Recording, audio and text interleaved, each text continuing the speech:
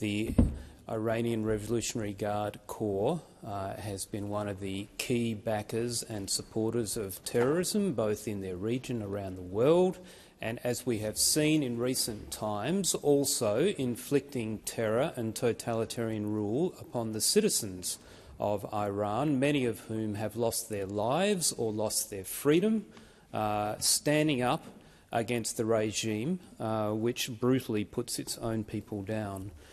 I want to talk today, though, about the process of the Parliament being the representatives of the people and holding the executive and its departments to account. And particularly I come to this as someone who has served on the Parliamentary Joint Committee on Intelligence and Security for nearly a decade.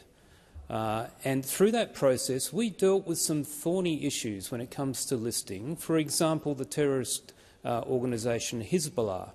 Now, for many years, Australia had listed the external security organisation of Hezbollah as a terrorist organisation, but not the entirety, because of concerns that parts of Hezbollah were parts of government in other nations, and therefore perhaps it wouldn't be appropriate. Now, this was a long and involved discussion, multiple stakeholders who came and presented their perspectives in confidence in classified hearings to the committee. Now, that committee, having considered all of those facts, still made the recommendation that the entirety of Hezbollah should be listed.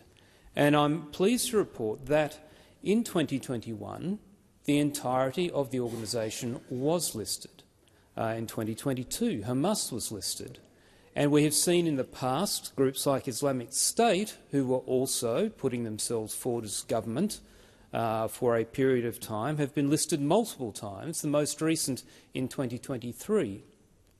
But the two key points here are that the whole purpose under the Intelligence Services Act that PJCIS is established is to enable the Parliament, on behalf of the people of Australia, to have oversight over both departments and the security agencies when it comes to decisions such as this. And the practice to date has been disclosure within that classified environment to enable an informed debate to occur. And so this decision of the Albanese government runs against the practice of governments of both sides of politics over many years, which saw the PJCIS as a trusted entity to fulfil that function of ensuring transparency and oversight on behalf of the Australian people. The committee has demonstrated over many years that it's capable of dealing with sensitive issues around national security and foreign relations that often underpin decisions around things such as listing.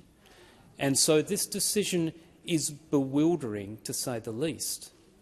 I would also note that the committee has largely proven right in its insistence that things like Hezbollah be listed in its entirety.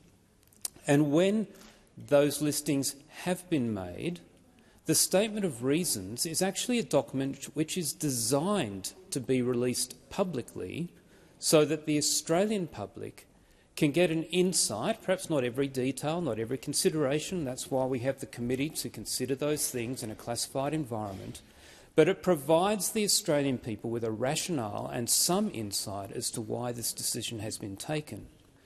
And so the fact that this document was developed indicates that the departments recognise that there is a case for listing the whole of the IRGC.